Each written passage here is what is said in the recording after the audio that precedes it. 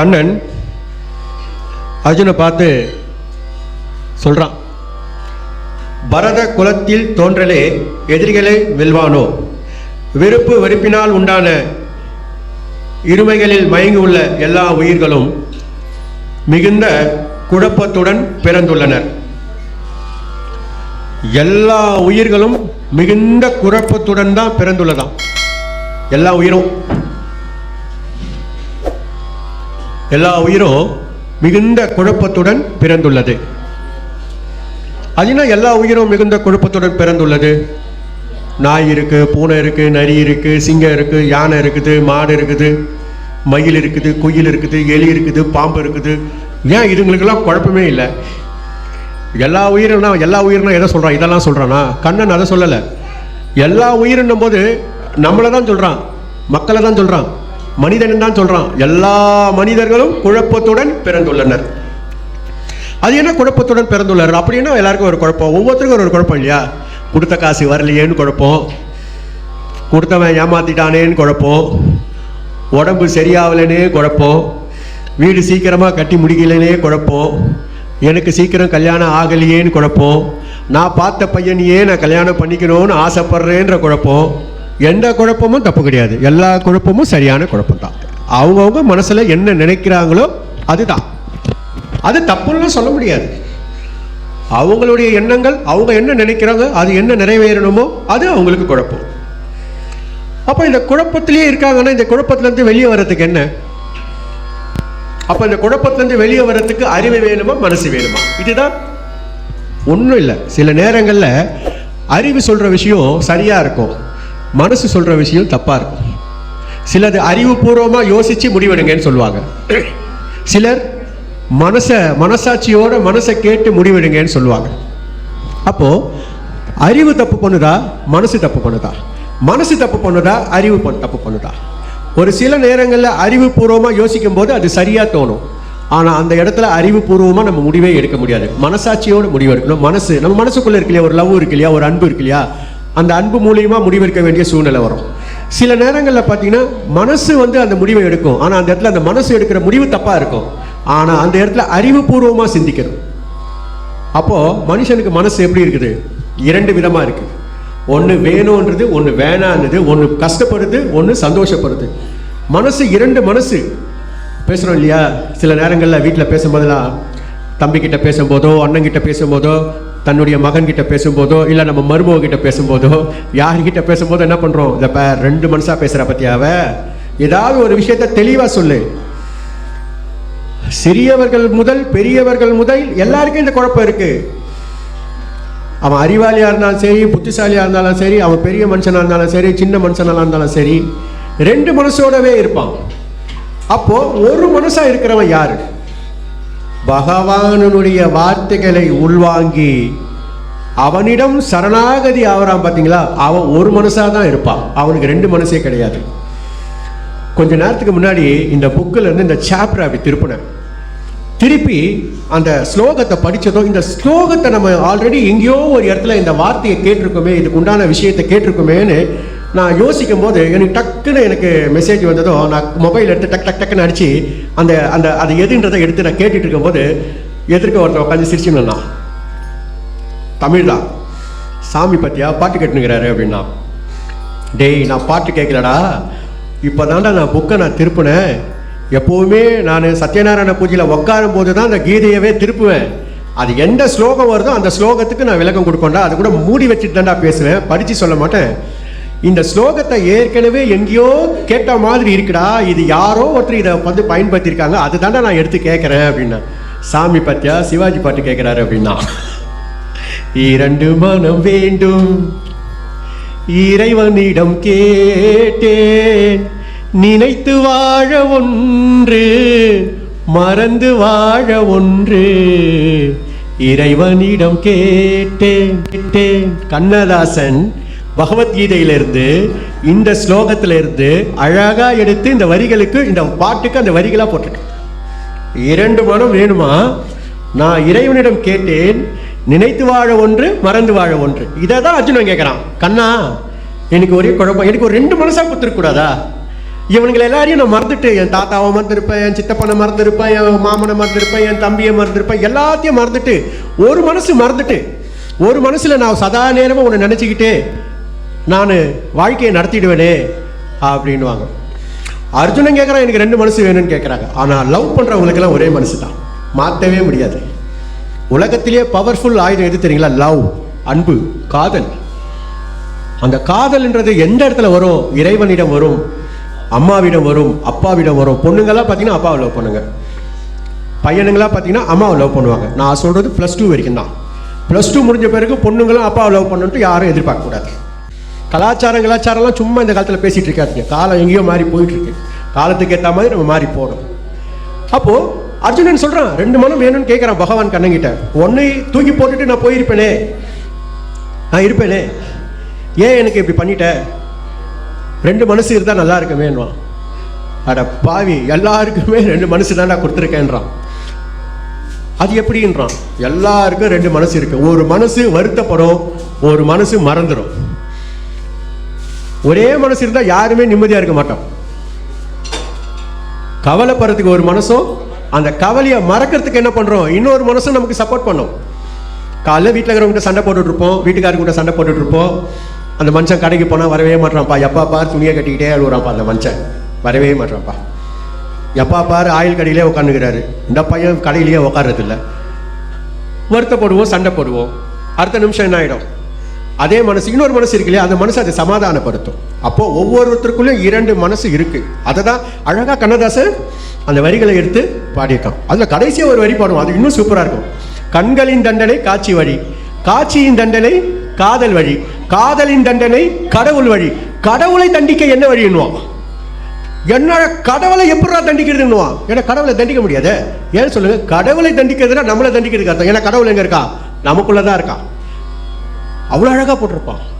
கண்ணதாசனுடைய ஒவ்வொரு வரிகளும் பார்த்தீங்கன்னா கீதையிலிருந்து எடுக்கப்பட்டதாக இருக்கும். அது ரொம்ப உள்ளே போய் பார்த்தா, அது டீப்பாக பார்த்தா தெரியும். கீதையில் அர்ஜுனனும் கண்ணனும் பேசின வார்த்தைகள் எல்லாம் ஒரு பாடலில் போட்டிருப்பாங்க. அப்போ 2 மனம் வேணும். அந்த 2 மனம் எல்லாருக்குமே இருக்கு. ஒரு மனம் பகவானியே பிரார்த்தனை பண்ணிட்டு இருந்தா, இன்னொரு மனம் என்ன பண்ணுமா? அது சரியான ஒரு பாதையில் பயணித்து கொண்டிருக்குமா. அப்போ நம்ம என்ன பண்ணுறோம்னா, அந்த 2 மனசுக்குமே ஒரே வேலை கொடுத்துட்றோம் இல்லையா? அந்த ஒரே வேலையை கொடுக்கும்போது என்ன ஆகுதுன்னா, நம்ம எடுக்கக்கூடிய காரியங்கள் சக்ஸஸ் ஆகிறதில்லை. நம்ம பிரச்சனையிலேருந்து வெளியே வரணும், நினச்ச காரியங்கள் சித்தியாகணும், எல்லாமே எனக்கு பாசிட்டிவாகவே நடக்கணும்னா நீ பாசிட்டிவாகவே ட்ராவல் பண்ணால் தான் பாசிட்டிவாக நடக்கும். நீ இறையாற்றலோடு இருந்தால் மட்டுமே நீ நினைக்கும் காரியங்களை சித்தி அடையும். நீ அதில் ஜெயிச்சு பார்ப்ப. இது பிரபஞ்சத்தினுடைய நியதி. பிரபஞ்சத்தை ஒரு ப்ரோக்ராம் ஃபிக்ஸ் பண்ணி வச்சிருக்கு. நீ என்ன கேட்குறியோ அது கொடுக்கும். ஆனால் அது கேட்குற விதமும், நீ நிற்கிற இடமும் அது சரியாக இருக்கணும். அந்த இடத்துல தான் எல்லாருமே கொஞ்சம் குழப்பத்துக்கு உள்ளாவாங்க. யாருமே குழப்பாதீங்க. வரும்னா வரும். ஏமாத்தினவங்க கூட அவன் ஏமாந்து நம்மக்கிட்ட பணத்தை கொடுத்துருவான். நம்ம மனசு எப்படி இருக்கணும்? தெளிவாகவும் தைரியமாகவும் இருக்கும். இங்கே அடிக்கடிக்கு இந்த ரோட்லலாம் பார்த்துப்பீங்க, அங்கங்கே ரோட்டில் கிட்டலாம் இந்த சாமி ஆடுங்க, தலையாடின்னு ஆடின்னு இருக்கிறதெல்லாம் பார்த்துருக்கீங்களா? என்கிட்ட நேற்று கூட ஒரு அம்மா கேட்டாங்க, அது என்னங்க அது சாமி ஆடுறது? சாமியெல்லாம் ஒன்றும் ஆடாது. அது என்ன சாமி ஆடு? ஊரில் இருக்கிற சாமிக்கெல்லாம் வேறு வேலையா இல்லையா? அவன் மேலே ஏறி ஆடுறதான் வேலையா? நான் அடிக்கடி சொல்லுவேன், இந்த முட்டாள்தனமாலாம் வழிபாடையாதீங்கன்னுவேன். யாருடைய மனம் பலவீனமாக இருக்கிறதோ அவங்களாம் ஆட ஆரம்பிச்சிருவாங்க. அவங்களாம் என்ன பண்ணுவாங்கன்னா, அவங்களுடைய காரியத்தை சாதிக்கிறதுக்கு பேயை கூப்பிட்டுப்பாங்க, சாமியை கூப்பிட்டுப்பாங்க. சின்ன வயசு பொண்ணுங்களாக இருந்து எதனா பிரச்சனையில் மாட்டிக்கிச்சுன்னா பேயை கூப்பிட்டுக்கோங்க. பேய் பிடிச்சிக்கிச்சு, தப்பிச்சிக்கிறதுக்கு வேறு வழி இல்லை. பேய் தான் சப்போர்ட் பண்ணும். உடனே வீட்டில் இருக்கிறவங்க அந்த டாப்பிக்கை விட்டுருவாங்க. சில பெண்கள் என்ன பண்ணுவாங்க, குடும்பத்தில் ஏதாவது ஒரு காரியத்தை சாதிக்கணும், மாமியார் சாதிக்கணும், மருமக சாதிக்கணும்னா சாமி வந்துடும். ஆனால் சாமி வரவங்களாம் பார்த்தீங்கன்னா பிச்சைக்காரியாகவே இருப்பாளுங்க. ஏண்டி சாமி தான் உனக்கு வருது இல்லை, அப்போ நீ ஏன் அப்படி இருக்க, கஷ்டத்தில் இருக்க, நீ ஏன் கடங்காரியாக இருக்க? சாமியே உங்ககிட்ட வருது. என்னை பார்த்து யாராவது சாமியார் வேணும்னா உதைப்பண்டான்னு வேணாம். டே, நான் சாமியார் கிடையாதுடா, நான் சாமியை யாருன்னு காட்டுறேன் வாங்கடான்னு வேணாம். நான் சாமியார் கிடையாது. அப்போது உன் மேலே அந்த சாமி ஆடுதுன்னா நீ ஏன்டி பிச்சைக்காரிமையாக இருக்கிற, நீ ஏன்டா பிச்சை தின்னுகிற? கற்பூரம் கொடுத்தா பார்த்துருக்கீங்களா? அந்த சாமியெல்லாம் ஒரு ப்ரோக்ராம் ஸ்டார்ட் பண்ணும்போது எண்டிங் ஒன்று வேணும். Starting ending. ஒரு பாட்டில் கூட பார்த்தீங்கன்னா சரணம் இருக்கும், எண்டிங் ஒன்று இருக்கும், ஃபினிஷிங் வரணும். இந்த சாமி ஆடும்போது ஒரு ஃபினிஷிங் பார்த்தீங்களா, இப்படி கை காட்டும். என்னடா கை கட்டுது பார்த்தா கற்பூரம் கேட்கும். நான் ஒரு வாட்டி என்ன பண்ணேன், கற்பூரத்தை தூள் பண்ணி கையில் கொடுத்த ஒருத்தனுக்கு நாகலாபுரத்தில் சாமி ஆடும்போது. ஆஹா ஏன்னா கையில் தூள் பண்ணி கொடுத்தா கற்பூரம் ஒட்டிக்கும். இப்படி கை காமிச்சிது. என்னடா இப்படி காட்டுது? ஓ, பெரிய கற்பூரம், பெரிய பெரிய கற்பூரம். அந்த பெரிய கற்பூரமுடைய அந்த கற்பூரம் மேலே எரியும் போது கை கீழே சுடாது. அது உஷாரா என்ன பண்ணுவாங்க, மேலே எரியும் போது வாயில போட்டுப்பாங்க. வாயில போட்டு காற்று இல்லைன்னா கற்பூரம் என்ன ஆகும்? கற்பூரம் அணைஞ்சு போகும். ஏண்டா சாமிங்களுக்கு வேறு வேலையா இல்லையா? திடீர்னு சாமி கண்ணை திறக்குதுன்னுவான். அது என்னடா எல்லா சாமியும் கண்ணை தான் திறக்குது, வாயே திறக்காதா? வாய் திறந்தே பேசாதா? இதில் வேற சொல்லுவான், வாமா உள்ள வாங்கம்மா. இன்னும் இதில் வேற சொல்லுவான், சாமி கண்ணில் தண்ணி வந்ததுன்னுவான், சாமி அழுதுன்னுவான்.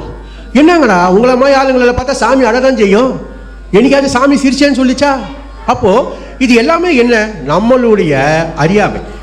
இதில் ரொம்ப பாராட்ட வேண்டிய விஷயம் என்னன்னா, சில திருநங்கைகள்லாம் பார்த்தீங்கன்னா அவங்களுடைய பக்தியை நான் ரொம்ப பாராட்டுவேன்.